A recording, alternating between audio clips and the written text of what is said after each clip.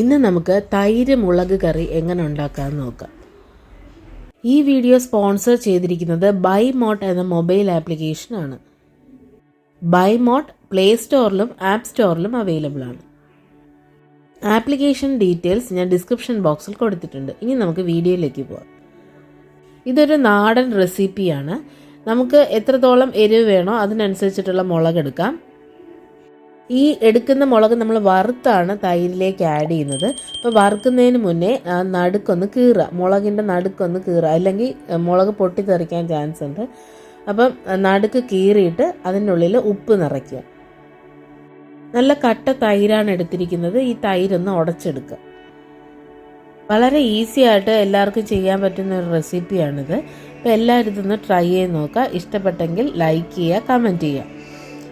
Then ഈ തൈരിൻ്റെ കൂട്ടത്തിൽ അല്പം ഉപ്പും കൂടെ ചേർത്തിട്ടുണ്ട്. ഇനി നമുക്ക് നോർമൽ മോര് കറിയൊക്കെ വെക്കുമ്പോഴത്തേക്കും താളിക്കാൻ വേണ്ടിയിട്ട് നമ്മൾ കടുക് പൊട്ടിക്കില്ലേ, അതുപോലെ നമുക്കൊരു പാൻ അടുപ്പത്ത് വെച്ചിട്ട് അല്പം എണ്ണ ഒഴിച്ച് കടുക് പൊട്ടിക്കാം. പിന്നെ മോര് കറി ഉണ്ടാക്കുമ്പോഴൊക്കെ നമ്മൾ കടുകിൻ്റെ കൂടെ ഉലുവയും കൂടെ പൊട്ടിക്കാറില്ലേ, അപ്പം ഉലുവയും കൂടെ ഒരു 1/2 ടീസ്പൂൺ ആഡ് ചെയ്യുക. പിന്നെ ഒരു കൊച്ചുള്ളി ചെറുതായിട്ട് അരിഞ്ഞ് ആഡ് ചെയ്യുക, കറിവേപ്പിലയും ആഡ് ചെയ്യുക. നമ്മളിതിൽ പച്ചമുളക് ആഡ് ചെയ്യുന്നത് കൊണ്ട് നമുക്ക് വറ്റൽ മുളക് ആഡ് ചെയ്യണമെന്ന് ആവശ്യമില്ല. സാധാരണ നമ്മൾ മോര് കറിയൊക്കെ വയ്ക്കുമ്പോഴത്തേക്ക് വറ്റൽ മുളക് ആഡ് ചെയ്യാറുണ്ടല്ലോ. ഇന്ന് നമ്മുടെ ഈ റെസിപ്പിയിൽ പച്ചമുളക് നടുക്കുന്ന് കീറി ഉപ്പ് അതിൻ്റെ ഉള്ളിൽ ആഡ് ചെയ്തിട്ട് നമ്മൾ വറുത്തെടുക്കുകയാണ് ചെയ്യുന്നത്. അതുകൊണ്ട് വറ്റൽ മുളകിൻ്റെ ആവശ്യമില്ല. ഇനി ഇത് നന്നായിട്ട് വറുത്തെടുക്കുക. പച്ചമുളകിൻ്റെ പച്ച കളറൊക്കെ മാറിയിട്ട് അതൊന്ന് പെയിലാവുന്നത് വരെ ഒന്ന് വറുത്തെടുക്കുക. മുളക് നടുക്കുന്ന് കീറിയിരിക്കണം, ഇല്ലെങ്കിൽ പൊട്ടിത്തെറിക്കാൻ ചാൻസ് ഉണ്ട്. അതുകൊണ്ട് ഉറപ്പായിട്ടും മുളക് നടുക്കുന്ന് കീറി അകത്ത് ഉപ്പ് ആഡ് ചെയ്തിട്ട് വേണം ഇങ്ങനെ വറുക്കാൻ. ഇനി പറയുന്നത് പ്രധാന ഒരു ഇൻഗ്രീഡിയൻ്റ് ആണ്. കായപ്പൊടി നമ്മൾ ആഡ് ചെയ്യുന്നുണ്ട് ഈ മോര് കറിക്ക്.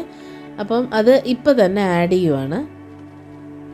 1/4 ടീസ്പൂൺ കായപ്പൊടി ഈ മുളകിൻ്റെ പുറത്തേക്ക് ആഡ് ചെയ്ത് കൊടുക്കുക. ഇനി ഇതിലേക്ക് അല്പം മഞ്ഞൾപ്പൊടിയും കൂടെ ആഡ് ചെയ്ത് കൊടുക്കുക. ഇനി എല്ലാം കൂടെ നന്നായിട്ടൊന്ന് ഇളക്കി യോജിപ്പിക്കുക. നമ്മൾ എടുത്തു വെച്ചിരിക്കുന്ന തൈര് കാച്ചൊന്നും വേണ്ട. നമ്മൾ മോര് കറി വെക്കുമ്പോൾ നമ്മൾ മോര് കാച്ചിയിട്ടല്ലേ താളിക്കുക. ഇവിടെ കാച്ചേണ്ട ആവശ്യമൊന്നുമില്ല. നമ്മൾ എടുത്തു വെച്ചിരിക്കുന്ന തൈരും ഉപ്പും കൂടെ ആഡ് ചെയ്തിട്ടുണ്ട്. അതിലേക്ക് ഈ വറുത്ത് വെച്ചിരിക്കുന്ന മുളകും ബാക്കി ഇൻഗ്രീഡിയൻസും കൂടെ ആഡ് ചെയ്ത് കൊടുക്കുക. തൈരുമായിട്ട് ഈ ഇൻഗ്രീഡിയൻസ് ചേർന്ന് വരുന്നത് വരെ നന്നായിട്ടൊന്ന് ഇളക്കി കൊടുക്കുക. 5 മിനിറ്റ് നേരം അടച്ചു വയ്ക്കുക. കുക്ക് ചെയ്യേണ്ട ആവശ്യമില്ല. ഇത്രയേ ഉള്ളൂ നമ്മുടെ റെസിപ്പി. എല്ലാവരും ട്രൈ ചെയ്ത് നോക്കുക. Thank you.